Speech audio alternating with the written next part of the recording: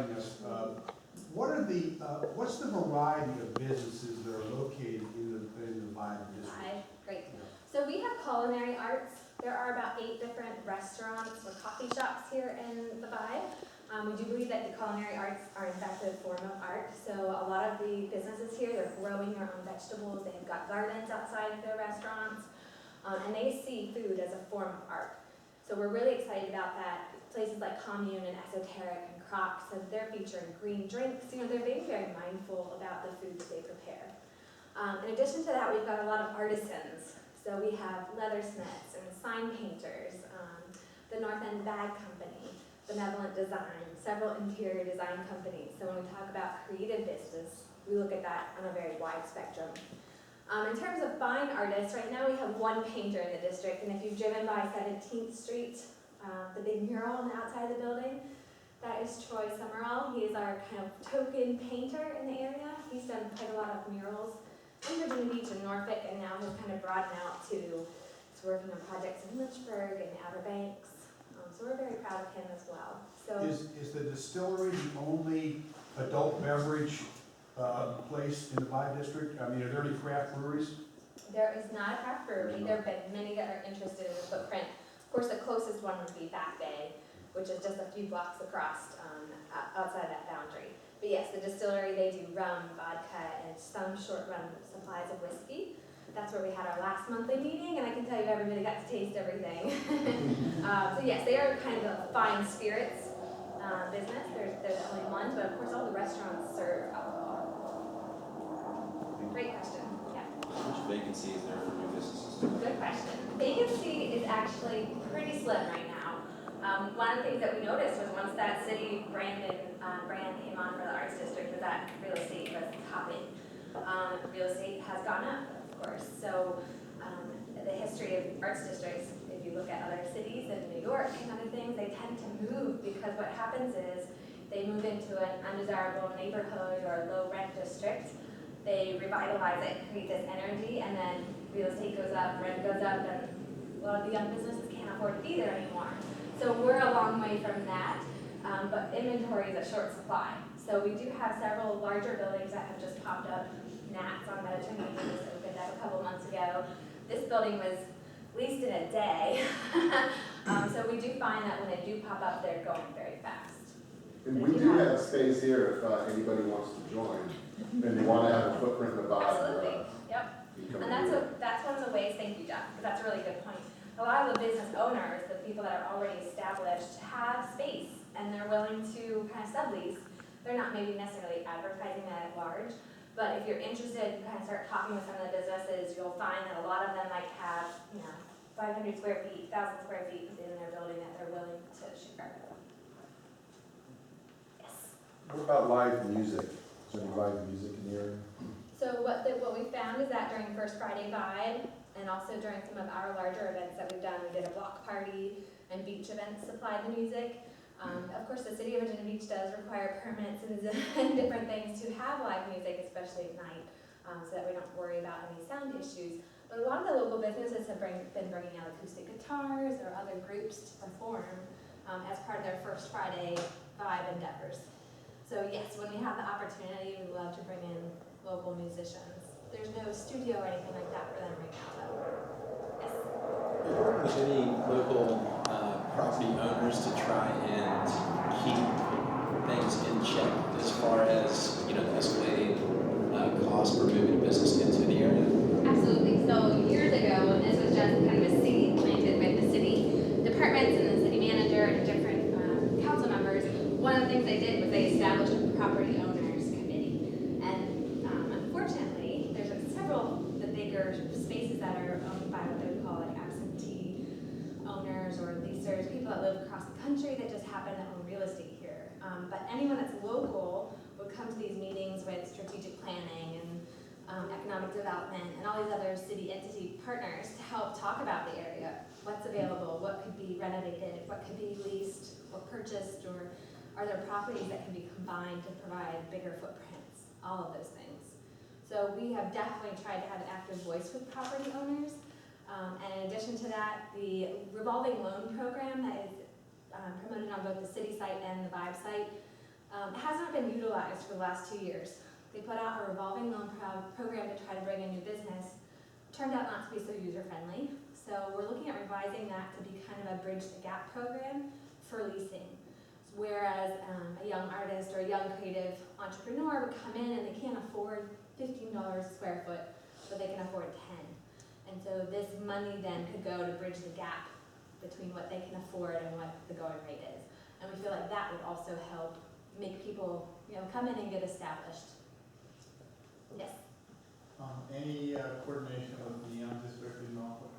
Yeah, absolutely. So the founders of ViBe have been talking to the founders of Neon for the last year and a half or so, and there's a very big interest in trying to do perhaps like a weekend of programs where people could go to Friday night in Neon, Saturday here in the ViBe, and then potentially even go Sunday up to the Eastern Shore. So there's some really big thoughts out there. It just takes a lot of collaboration and planning to get those enacted. And now that there's an executive director, that's definitely one of the things that has popped up. And they've said, we need to see if this is even feasible. How can we make it a bigger community program and include some tourism, so some local tourism, get people to go to Norfolk and go to the Eastern Shore, and come to Virginia Beach. Do you have any, for the ViBe organization, stuff that the business is paid to be a part of, is there any sort of associate membership for businesses not located physically in that? Absolutely, yes, yes, there is. And you are welcome to pay either the $25 or the $100 level. It's up to you. So We how do have I get a hold of you, individuals. get an application? Yes, absolutely. I'll be happy to email it to you. Anyone is welcome to support. We do see that as one of our fundraising initiatives. This year, the funding has gone to a position that I have myself, and my number one charge is sustainability. And so what we have to do is be able to pay for ourselves to move forward. So I'll be writing grants and talking about memberships and trying to raise some revenue to continue forward.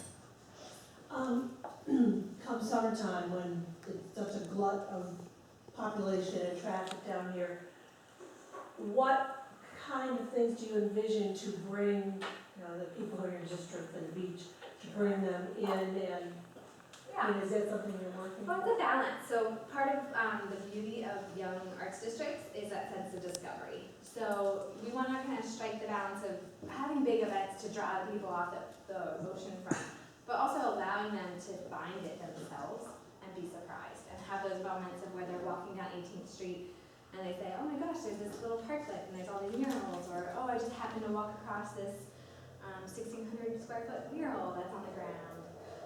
So we kind of are looking at different plans for that. We do have in May a partnership that's going to be coming up with the Arts Festival and with beach events for Fringe Fest. If anybody has heard of that, Fringe Fest kind of highlights lesser known musicians that are maybe 1 or 2 person bands. And so we feel like that's a really good fit for the arts district here, and we'll be looking at hosting a weekend where there's ticketed events all around the ViBe in early May. So that will be kind of a shoulder season event, but close enough to the summer that we do hope it'll draw some attention.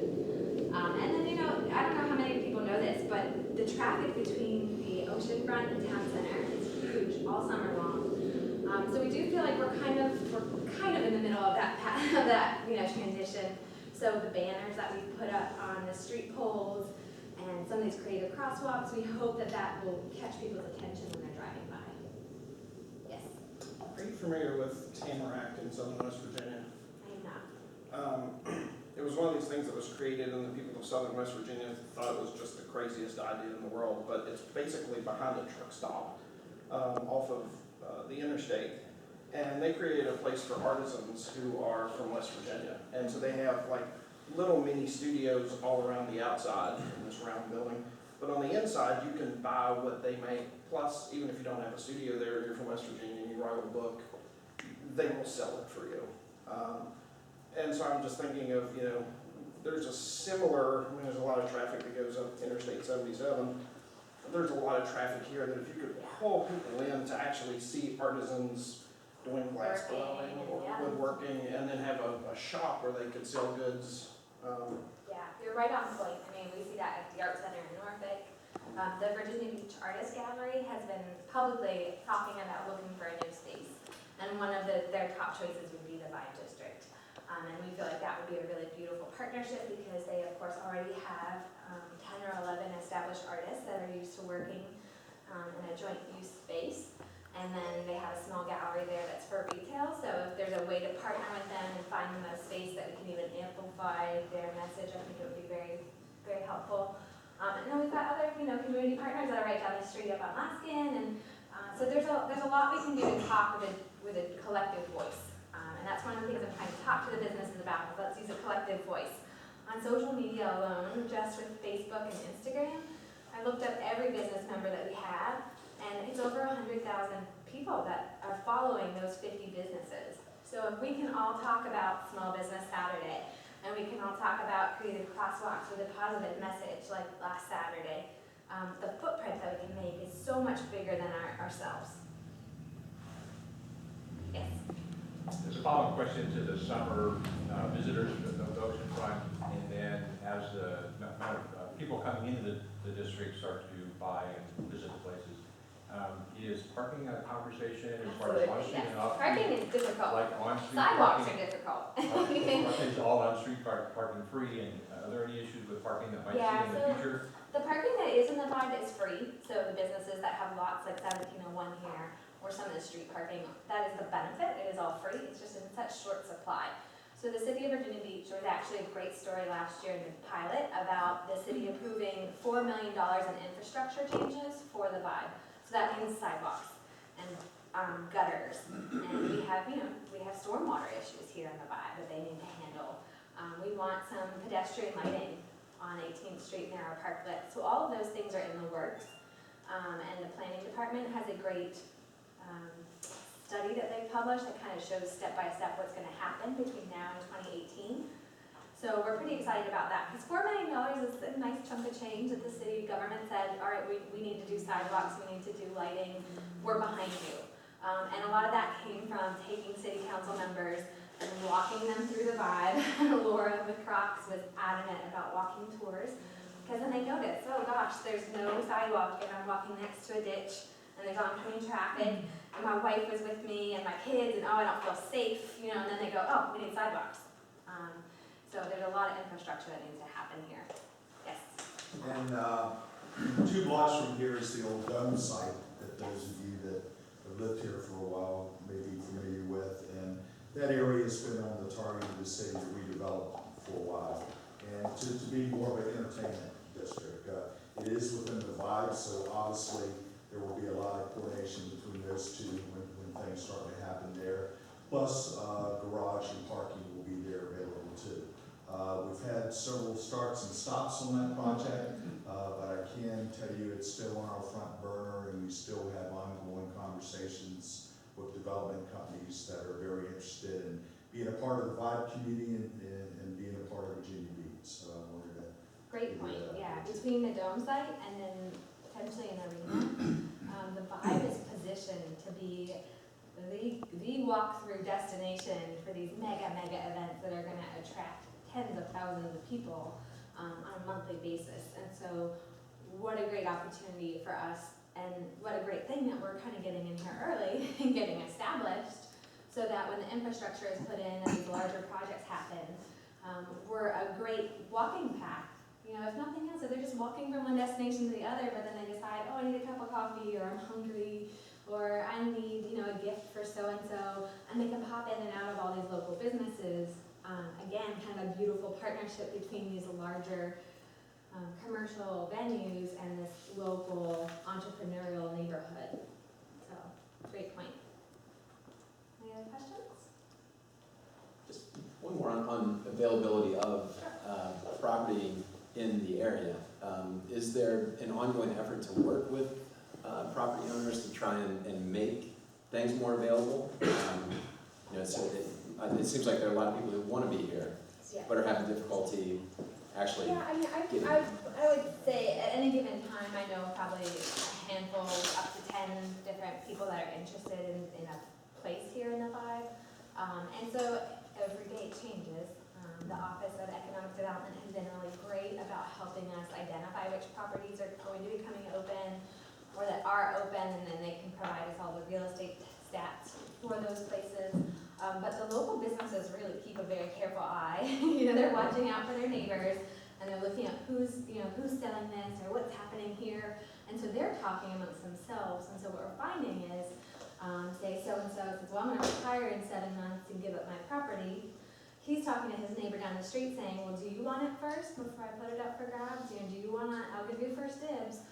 So that is happening a lot. And so really, for people that are interested in coming into the ViBe, they need to start talking to some of the business owners and to the nonprofit, and we will help try to make those connections for you.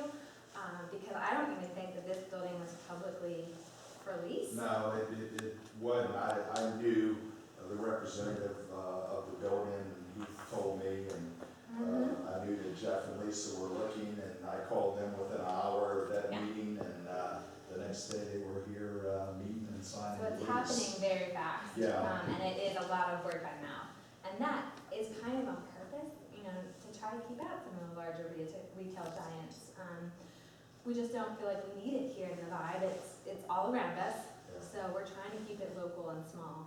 I can tell you that there's been meetings with a lot of the landowners here, both with ViBe and with the city, to try to identify opportunities. We at the city subscribe to a real estate listing of what's on the market, but again, trying to take a step ahead and see what's going to be on the market is all a grassroots effort. So the city is working with Kate and the ViBe folks and trying to identify sites that might be available 6 months, a year down the road, and then start to try to match them up with the folks that are interested in letting them know, so those conversations can start to take place. I mean, just to give you an idea from the other side of like someone who did manage to find a space here, what that was like. So we spent probably 10 months talking to Ray, like almost every week.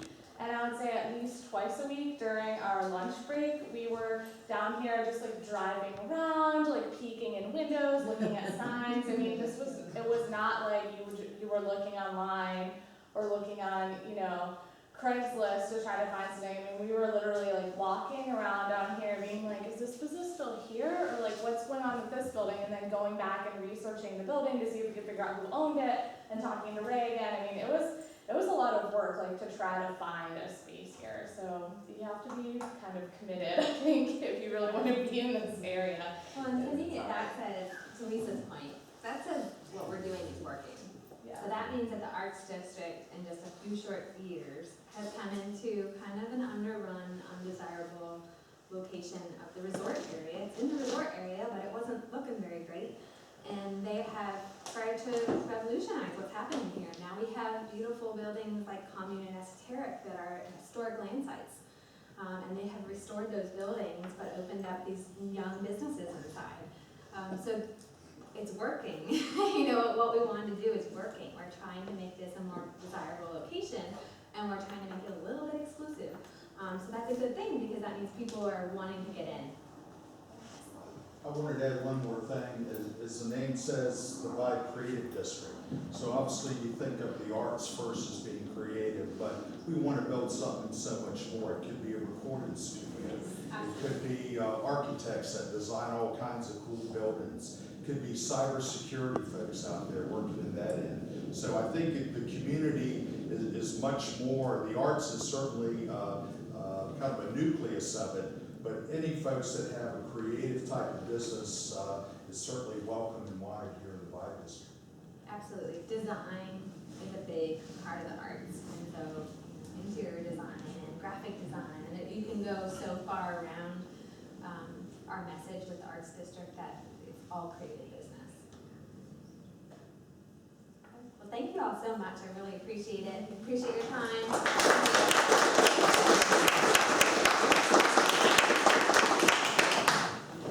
Thank you for coming today. I have a cup for Perfect. coffee for Thank you. you. I appreciate that. Thanks, Great. You were awesome. Thank you all. So excited to learn about ViBe and to be here in 1701, and thank you, Jeff and Lisa, for inviting us. It's a beautiful, beautiful space. So take this opportunity to get to talk to each other and get to know each other better. And I'll have a sheet right here for the First Look Challenge if anybody wants to participate at Old Dominion University and help some students get some direction.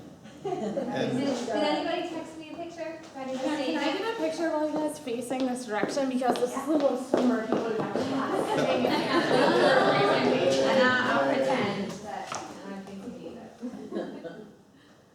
Move over, get in there. Get it in there. Maybe we could get like on the count of three, like a big good morning from the ViBe district. Okay, ready? 1,